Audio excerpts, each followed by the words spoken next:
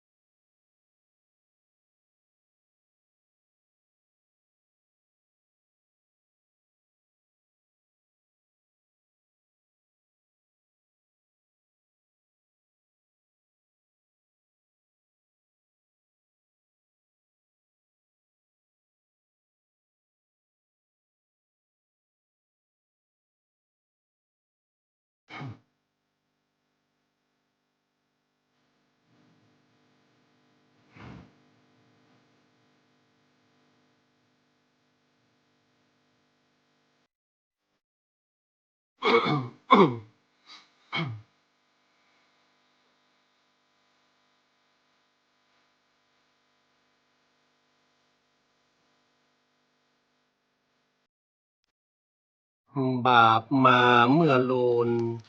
บุญมาเมื่อลากำเหยป่ามาเมื่อซอยจาดพริกขี้หนูดีปลีพริกน้อยเกลียวแล้วหากฮอนตีลุนโบราณว่าไว้ตกก่อนเป็นขุนไผ่ตกเมื่อลูนได้เป็นขี้ข่ากะตำการสังยังบ่ได้นาจะไปฟังตุมลาขว้างละฮือแปลงใจนิ้มขันตีมานะก้อยอดอยู่สร้างทำไปเต็มว่าไผ่บ่ฮูตัวเฮานั้นฮูอยู่แก่ใจผลที่ออกไปงามเหมือนหล่อเบางามเหมือนหล่อเบาเจริญปอนเจริญโชคเจริญชัยเจริญมั่งเจริญมีเจริญสรีสวัสดีกับตันสาธุชนคนดีFC รายการทุกท่านมาพระมาแล้วหนาญาติโยมศรัทธามาฟังพระครูวิโรจยาภรณ์ในค่ำคืนนี้อาตมาภาพได้นำรายการมาอู้จากับศรัทธาญาติโยมตันสาธุชนกันแถมค่ำคืนหนึ่งก็ต้องขอฝากบุญเข้าสารประจำเดือนพฤษภาคมตอนนี้เข้าสารของต่างวัดนั้นก็ได้หมดลงแล้วเดือนหนึ่งก็จะใจ2 กระสอบเป็นข้าวสารเจ้าแบบหอมมะลิเพื่อที่จะถวายจังหันเช้าถวายภัตตาหารเพลพระสงฆ์สามเณรวัดโบสถ์น้ำดิบจำนวน17 รูปด้วยกันที่ได้จำพรรษาศึกษาเล่าเรียน ดังนั้นในเดือนนี้ก็ขอประกาศบอกบุญศรัทธาญาติโยมได้เป็นเจ้าภาพข้าวสารเพื่อที่จะถวายเป็นจังหันเช้าเป็นภัตตาหารเพลแก่พระสงฆ์สามเณรจำนวน2 กระสอบท่านสามารถรับเป็นเจ้าภาพข้าวสารเป็นกระสอบใหญ่ข้าวเจ้าหอมมะลิกระสอบละ 2,500 บาทแจ้งความจำนงมาได้เนอะเพราะว่าตอนนี้ก็ยังบ่มีเจ้าภาพเตื้อแต่อาตมาภาพก็สั่งเข้ามาละเพราะว่าเข้านั้นมันรอบ่ได้พรุ่งนี้ก็จำเป็นต้องหุงเป็นจังหันเจ้า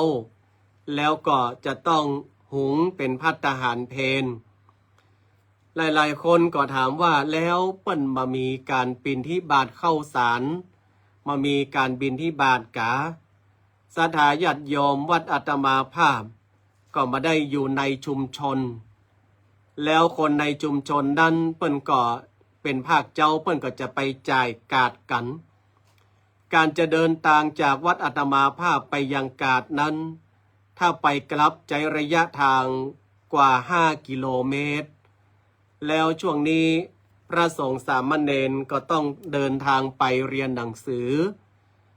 การไปกลับนั้นก็บ่สามารถที่จะตันได้แล้วถามว่ายังบ่เอารถไปก็เฮาบ่มีรถเป็นของวัดของวาเนาะแล้วเรื่องคนขับตุเจ้าก็บ่สามารถขับไปเองได้แถมมันมีปัญหาหลายสิ่งหลายอย่างดังนั้นก็เลยตัดปัญหาว่าเฮาก็จะมีการบิณฑบาตในวันสำคัญต่างๆแล้วก็เก็บเอาข้าวสารนั้นเอามาหุงเอามานึ่งแต่เนื่องด้วยว่าจำนวนพระสงฆ์องค์เนนที่มันนักมันหลายก็สามารถที่จะทำให้มันกุ้มมันปอได้ดังนั้นก็เลยจำเป็นต้องซื้อข้าวสารเอาไว้เพื่อที่จะเอาไว้ถวายเป็นจังหันเช้าภัตตาหารเพลเพื่อกับพระสงฆ์สามเณรเป็นลำดับไปในแต่ละเดือนเนาะดังนั้นในเดือนนี้ข้าวสารหมดลงไปแล้วอาตมาภาพก็ได้สั่งมาละมีเจ้าภาพบ่มีเจ้าภาพก็ต้องสั่งมาเพื่อที่จะเอามาถวายเนาะพระสงฆ์องค์สามเณรให้ได้ฉันมีกำลังในการไปเล่าเรียนศึกษาหาความรู้หาอาวุธประดับกายอันนี้ถ้าหากว่าใครมีจิตเจตนาจะร่วมก็ต้องขออนุโมทนาเนอะที่จะปวารณาเป็นเจ้าภาพข้าวสารเนาะกระสอบละ 2,500 บาทเป็นกระสอบใหญ่เป็นข้าวสารหอมมะลิเป็นข้าวสารเจ้าอันนี้ก็แจ้งบุญเอาไว้คือศรัทธาญาติโยมแต่ว่าเราก็ต้องทำตามเจตนาเนอะถ้าเรามีเจตนาจะปวารณาก็อนุโมทนาแต่บางคนเนี่ยใครตาแต่ว่าสตังค์บ่กุ้มบ่ปอไปยืมหนี้ยืมสินเปิ้นมาอันนี้ก็บ่ต้องขนาดนั้นนะเอาเต่าที่เฮามีเต่าที่เฮาพอที่จะทำได้เนาะก็ต้องขออนุโมทนาตัวเองวันนี้อาตมาภาพนำรายการมาออกก่อนเวลาน้อยหนึ่งเพราะว่าค่ำคืนนี้อาตมาภาพก็จะส่งน้ำจำวัดเจ้าหน่อยพรุ่งนี้เจ้าเวลา6 โมงเช้าก็จะออกเดินทางไปพบหมอที่ศูนย์ OPD คลินิกนอกเวลาของศูนย์ศรีพัฒน์เปิ้นให้อาตมาภาพไปถึงในเวลา8 โมงเพื่อที่จะได้ไปรับคิวรับการตรวจรับยาก็จะใช้เวลาแล้วก็จะกลับมาในงานปูจาใส่ขันดอกเสาอินทขินที่อำเภอป่าซางแล้วก็จะรีบมาช่วยศรัทธาญาติโยมเปิ้นเพียวโรงครัวเพื่อที่จะได้จัดเป็นที่พักที่นอนเป็นห้องให้กับสามเณรเนาะเพราะว่าสามเณรที่วัดอาตมาภาพมีจำนวนนักห้องกมป.ก็เลยจำเป็นต้องกันห้องให้สัปปายะแก่สมณวิสัยฉะนั้นอาตมาภาพก็ต้องทำเวลาในวันพรุ่งนี้หลายการหลายอย่างหลายอันเนาะเนี่ยเป็นหน้าที่สมปานเจ้าอาวาสศรัทธาญาติโยมทั้งหลายเนาะ เจ้าอาวาสนี่ก็เหมือนผู้ปกครองนะเนาะจะต้องทำทุกอย่างฮือลูกฮือล้านออกมาฮือมันดี เมื่อเขามาอยู่ภายใต้การปกครองของเรา ก็เหมือนลูกเหมือนเต้าก็ต้องดูแลกันไป เจริญปอนศรัทธาญาติโยมทุกท่านเข้าสู่รายการนอโยมแม่อำพรกันทมีพี่ตายดวงพรกุลแดงท่านเจ้าคุณเอกราชเนาะแม่สมบูรณ์มาจะแม่ไหวพาพินีพี่กุ้งกัลยา แล้วก็รักใครไม่เป็นอันนี้ถ้าจะพี่ป้อมคุณนายวันเพ็ญวงศ์สายะรับไปละก้าโยมพันนีสอบันคลองโยมบัวแก้วปูคำลุงสุภาพสืบสิริพุนชัยโยมแม่พองชวีเนาะแล้วก็ตังคุณโยมแม่เกษมศรีอนันตาเสือเปิดเชิงดอยพี่ไอยุทธวิดีโอเนาะคุณโยมอัมพันธ์ใจยาวันนี้ชมแล้วก็แชร์รายการเนอร์ส่วนหลายๆท่านถามหาลุงใจกับไอแซมคาดว่าหลังจากที่ไปปะคุณหมอพรุ่งนี้แล้วก็คงจะได้พบปะกับลุงใจกับไอแซมเนาะเอาไปฟังคุณหมอก่อนว่าเปิ้นจะตรวจเปิ้นจะบอกอาการเป็นจะได้ถ้าหากหมอบอกว่าไม่มีอะไรแล้วรักษาไปตามอาการก็คงจะต้องปะลุงใจกับไอแซมอย่างแน่นอนแม่พิชยาวงศ์พมิตรมาแล้วแม่สุแก้วคำอ้วนอนุโมทนาเนาะหลายๆคนถามว่าเปาะหอมกันได้ก็เจ้ากะเข้าสารก็ได้ตามเจตนาศรัทธาญาติโยมเด้อตามเจตนาศรัทธา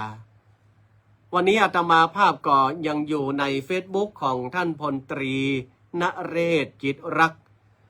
วันนี้จะมาอู้ในเรื่องของการพัฒนาคนศรัทธาคนเฮาเนี่ยมันมีการพัฒนามาตั้งแต่เกิดแล้วการพัฒนาของคนเนี่ยนะมันก็แล้วแต่ว่าบางคนพัฒนาไปในทางที่ดีบางคนก็พัฒนาไปในทางที่บ่ดีหลายๆคนว่าบ่ดีบนห้องการพัฒนากับมันก็แต่โลอย่างสแกมอะไรก็ไม่ใช่สแกมเมอร์คอเซ็นเตอร์นะถ้ามันมาพัฒนามันจะจุเฮาได้ว่ะปนห้องว่าพันโทปอยเป็ดเนี่ยที่มันปลอมเป็นตำรวจเอามาหลอกมาจุได้สตางค์เป็นบ่ฮู้กี่ล้านกี่สิบล้านกี่ร้อยล้านถ้ามันมาพัฒนามันก็บ่สามารถจุได้แต่ว่าการพัฒนาของมันเนี่ยพัฒนาไปในทางที่บ่ดีเข้าป่าเข้าโคเข้าเหล่าเป็นพิษเป็นภัยแก่คนทั่วไปอันนี้เพราะว่าพัฒนาไปในทางที่บ่ดีเป็นลูกหลานเตวัดตัดพัฒนาไปในทางที่ชั่วเนาะหลายๆคนก็พัฒนาไปในทางที่ดีคือตัวเก่าดีขึ้นมีกินมีใช้เลี้ยงลูกเลี้ยงเต้าเลี้ยงครอบเลี้ยงครัวเลี้ยงตัวเก่าได้อย่างเงี้ยเพราะว่าการพัฒนาของคนเสือเปิดเชิงดอยFC จากเมืองกวักเมืองเขือแจ้ละปูนี่กำลังผ่านงานประเพณีมาเนาะ FC จากเมืองกวักมันมีรำวงกะลำวงเนาะสาธุอนุโมทนาช่วงนี้ตัวเจ้ายังอย่างยักนักก็มาได้เนาะไปลอยกระดูกขี่แปรปิกอะเป็นข่าวแต่แม่ไหวบอกว่ารักษาอาการหายลุงใจกับไอแซมจะได้ออกมาเจ้าสาธุอนุโมทนาแม่จุนศรีพาชามาแล้วสาธุเนอท่านพลตรีนเรศจิตรักเพิ่นบอกว่าคนเฮาที่พัฒนานี่นะ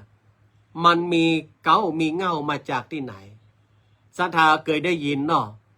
เริ่มที่แม่แก้ที่พ่อก่อที่ลูกปลูกที่ครูบาอาจารย์สี่อย่างเนี่ยคนเฮาเริ่มที่แม่เวลาเฮาเกิดมาเนี่ยแม่จะอยู่กับลูกนักที่สุดตั้งแต่อยู่เดือนฮือน้ำมุกน้ำนมจนกระทั่งว่าสอนลูกพ่อจะเป็นฝ่ายออกไปเสาะว่าหากินแม่จะอยู่กับลูกวันค่ำคืนหุ่งฉะนั้นแม่จะเป็นคนสอนนั้นสอนนี้สอนอู้สอนจ๋าสอนครับสอนผมสอนจะแม่สอนทั้งนั้นอันนั้นอันนี้เป็นจะอั้นจะอีเนี่ยเพราะว่าเริ่มที่แม่ลูกๆก็เรียนรู้เริ่มจากที่แม่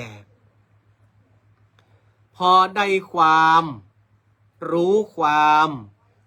แก้ที่พ่ออันใดที่มันบัดถูกบัดต้องบัดกวนนี่พ่อเพื่อก็จะเป็นคนสอนอันนั้นบัดได้อันนี้บัดดีอันนั้นบัดถูกนะลูก 80% จะกลัวพ่อลูก20% จะกลัวแม่เนี่ยจะได้ว่าลูก 80% กลัวพ่อเพราะว่าอย่างมีเวลาอยู่กับแม่นะแม่ถึงใจดีแต่ว่าพ่อนี่เวลาเปิ้นอิดเปิ้นหิวมาบางทีลูกเตียวไปทางขั้นใดอย่างพ่อจะเอ็กใส่จะไปทางนั้นมันจะตกเสียงมันดังลูกก็ได้สะดุ้งงาให้แล้วหล่นไปหาไผหล่นไปหาแม่ป่นเนี่ยลูก 80% นะฉะนั้นพ่อจะมีประวัติตัวแป้แม่จะเป็นคนเอาใจพ่อจะเป็นคนที่ว่าห้ามมันจะเคร่งกันก็เตือแม่เอาละไว้หันนี่ลูกจะไปตาวของกินป่อมันเดือดแล้วลูกสะดุ้งแล้วเนี่ยอันนี้ก็ป่อว่าแก้ที่ป่อจะเป็นคนที่ปรับเป็นคนที่แก้มันดีเหมือนกับว่าแม่เนี่ยก่อร่างสร้างตัวปั้นขึ้นมาเสร็จแล้วก็ป่อก็มาช่วยแต่งช่วยแต้มให้มันงามขึ้นอีเนาะยังแม่ไหวบอกว่าคือตึงหา2 เท่าบนฝากฟ้าเนาะเปิ้นอยู่ในใจเสมอหรอเทวดา2 เท่าเฮานี่นะก็คือเทวดาป่อเทวดาแม่เนี่ยแล้วมากอดที่ลูกก็คนเฮาเนี่ยเมื่อเริ่มที่แม่แก้ที่ป่อแล้วมันจะมากอดที่ลูกดีก็เป็นสีแก่พ่อแม่ลูกแย่พ่อแม่ก็เศร้าใจลูกจะแย่ปานใดพ่อแม่เพื่อก็ยังฮักอยู่นะเพื่อก็พยายามตุติตุมติมเนาะเพื่อเลยบอกว่าแม้ว่าลูกจะอายุเท่าใดก็ตามก็ยังเป็นละอ่อนในสายตาพ่อในสายตาแม่แต่เหรอท่านใดที่มีลูกมีเต้าอายุแม่สมบูรณ์มาจะเนี่ยไม่เลี้ยงไม่หลวงอ้อถึงแม้ว่าลูกหลานเขาจะใหญ่แล้วแต่เขาก็ยังพอเขาเป็นละอ่อนอยู่ด้วยจากอย่างคำถามเวลาปะลูกถามแล้วเป็นได้พ่องกินข้าวล่ะจะไปแยกอันนั้นเนอะ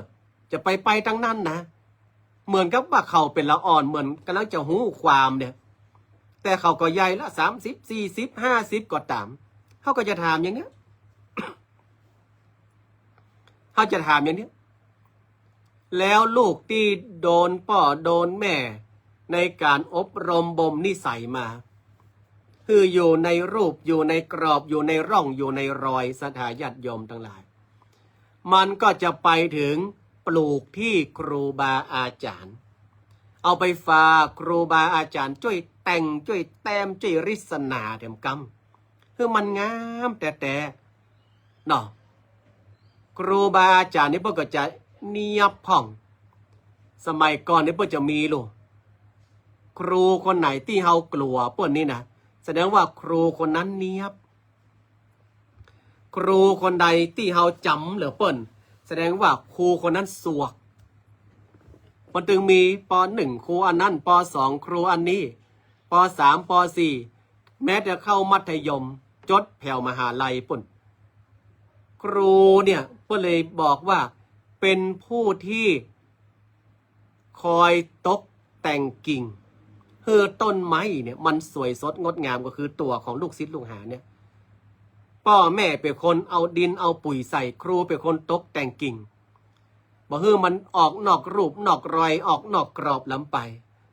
สุดท้ายจึงเกิดการพัฒนาถ้าหากว่าเฮามาได้มีพ่อมีแม่หรือว่ามีครูบาอาจารย์ที่ช่วยอบรมพร่ำสอนเนี่ย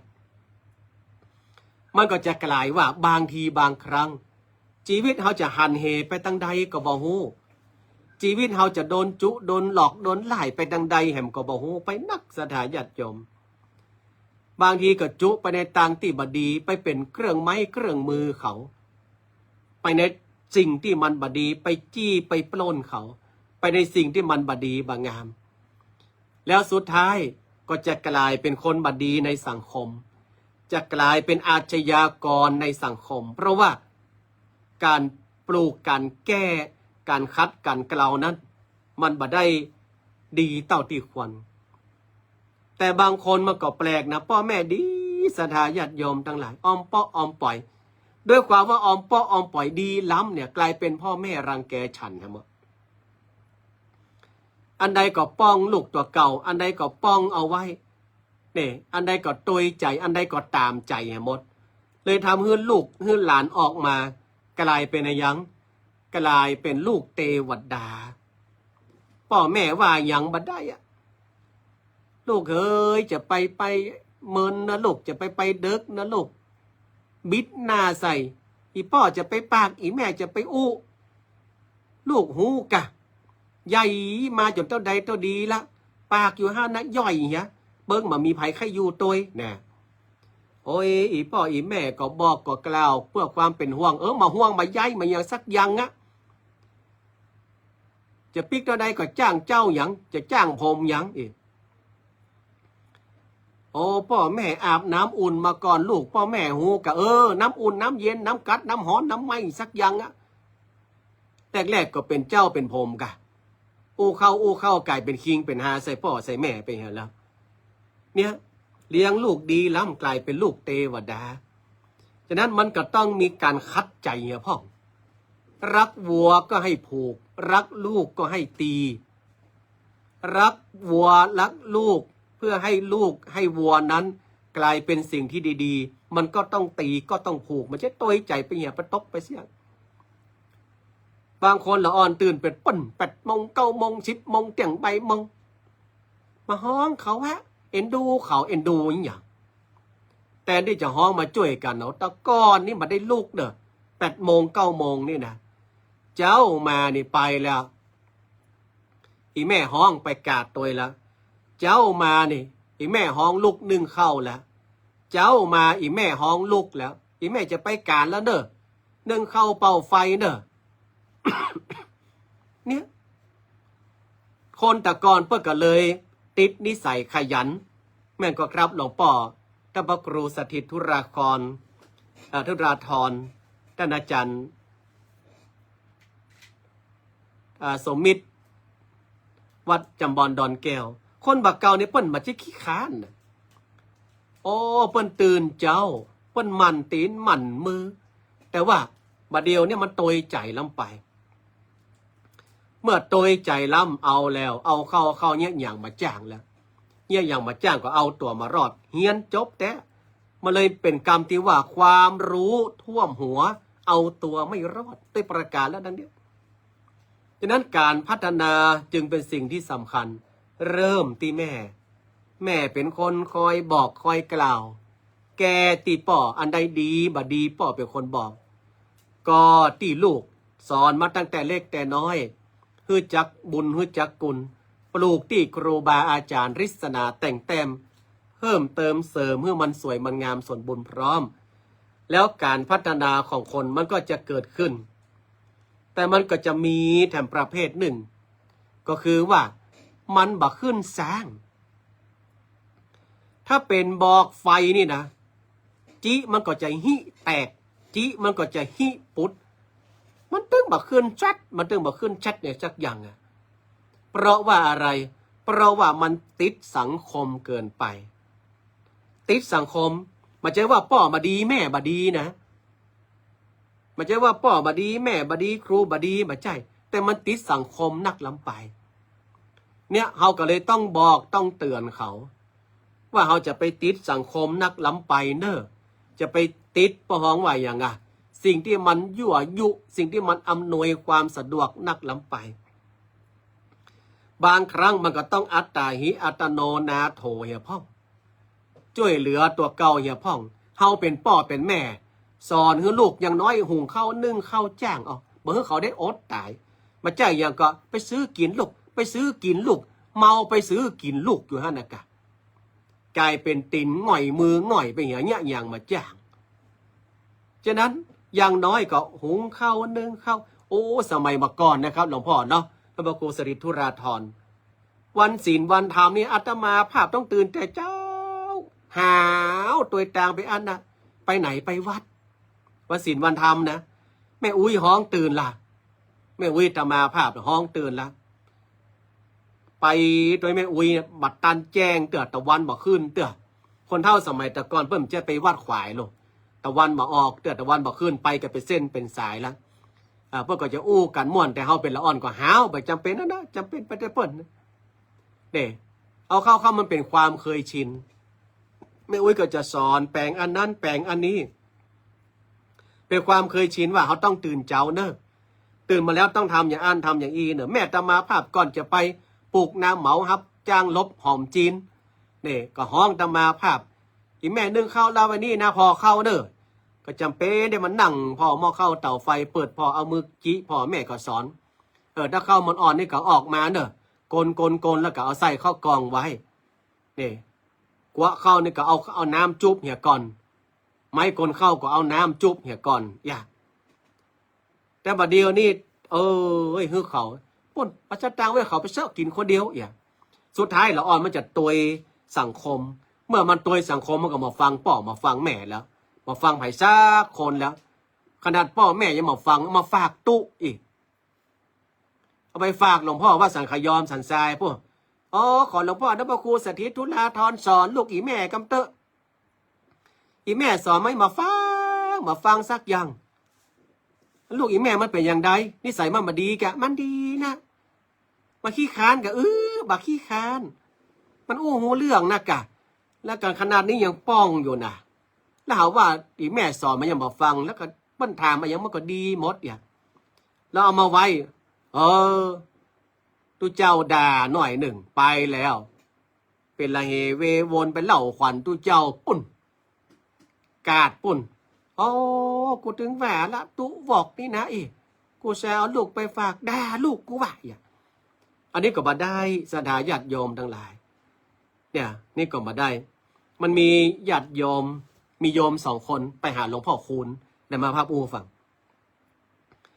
ไปหาหลวงพ่อคูณเนี่ยหลวงพ่อคูณก็นั่งฮับแขกเนาะเปิดก็กูมึงไงนะไอ้นี่เมื่อไปถึงเนี่ยคนที่เป็นเมียมันว่าคือหลวงพ่อคูณแหละหลวงพ่อเจ้าคะโลหลวงพ่อไม่ศักดิ์สิทธิ์จริงนี่หลวงพ่อโกหกหลวงพ่อคูณก็บอกว่ากูโกหกอะไรกูยังไม่เคยเจอมึงเลยหลวงพ่อคูณเป็นอุ้ยเนาะเป็นกูมึงไงนะหลวงพ่อศักดิ์สิทธิ์ยังไงลูกอีฉันตอนนี้อยู่โรงพยาบาลรถชนตอนเช้าเนี่ยอาการสาหัสลูกอีฉันห้อยเหรียญหลวงพ่อเต็มคอเลยหลวงพ่อคุณก็ถามแล้วลูกมึงขับรถอะไรไปลูกอีฉันขับมอเตอร์ไซค์แล้วตอนมันชนเนี่ยไมล์มอเตอร์ไซค์มันมีเท่าไหร่อย่านั่นก็บอกว่าเห็นตำรวจบอกว่าอยู่ที่180หลวงพ่อคุณกับเปียไม้กกหัวมันปกกูกระโดดออกจากคอลูกมึงตั้งแต่มันขี่เกิน80แล้วเห็นไหมเรือนั่นไผ่จะไปอยู่ฮักษาบ้านท่านขับรถเป็น180หลวงพ่อคุณบอกว่ากระโดดออกจากคอน้ำหมอกมันขี่เลย80เรียกสติฉะนั้นรักวัวก็ให้ผูกรักลูกก็ให้ตีจะพัฒนาลูกหลานให้มันดีๆก็ต้องช่วยกันตุติตุ่มติมไม่ใช่ว่าถึงเวลามาจงใส่คนนั้นถึงเวลามาจงใส่คนนี้นะหลวงพ่อเนาะมันมาถูกฉะนั้นต้องช่วยกันตุเจ้าเพื่อก็ช่วยกันในส่วนของตุเจ้ากับเมืองครูบาอาจารย์นะกันช่วยตัดแต่งกิ่งช่วยเล็มในสิ่งที่มันบดีบางามออกฤทธิ์สนาให้มันสมบูรณ์เรื่องปุ๋ยเรื่องยาเนี่ยกับพ่อแม่ก็ต้องช่วยกันเนี่ยช่วยกันดังนั้นพัฒนาตามนี้ชีวิตก็เป็นสุขถ้าพัฒนาให้เกิดทุกข์ก็เป็นการพัฒนาไปในทางที่บดีอันนี้ก็ฝากศรัทธาเอาไว้ดอกหลวงพ่อถ้าพระครูสถิตทุราธรบอกว่าแม่นแล้วเห็นด้วยอีหรอแสดงว่าด่าไปหลายคนแล้วนายมอามเนาะถ้าสอนดีอย่างหลวงอาเนี่ยหลวงอาชัยเพิ่นสอนดีนะเนาะใช่ไหมโยมอามหลวงอาชัยเพิ่นมาตานพระเพิ่นมาเจ้มาตานมาได้เพิ่นสอนตัวอาตมาภาพนี่ก็จำคำสอนหลวงอาชัยเนี่ยเอามาประพฤติปฏิบัติเนี่ยคนเฮาเนี่ยหลวงอาชัยเนี่ยอันใดมาทูลหลวงอาชัยเพื่อจะว่าเลยนะใช่ไหมโยมอาม โยมอามนี่โดนเดือดไหลเตือแล้วเหงื่อไหลใครย้อยนะโยมอามเนี่ยโดนหลวงอาชัยเดือดหลวงอาเนาะอันเนี้ยพระว่าเป็นการสอนที่ถูกต้องเป็นการพัฒนาในทางที่ดีขึ้นก็ฝากศรัทธาญาติโยมท่านทั้งหลายกันเอาไว้เนาะจะไปลืมเด้ออาตมาภาพก็ฝากบุญเข้าสารเอาไว้ศรัทธาญาติโยมทั้งหลายก็ช่วยกันคนเล็กคนน้อยเนาะในการถวายข้าวสารประจำเดือน2 กระสอบแต่ก็เอาตามเจตนาตามกรรมปวารณาเนอะสำหรับวันนี้อาตมาภาพก็จะขอนำรายการจากลากันไปก่อนเนาะเพราะว่ามาก่อนเวลาอาตมาภาพมา20:40เนาะตอนนี้ก็2 ทุ่มแล้ว40ถึง50 50ถึง60ก็20 นาที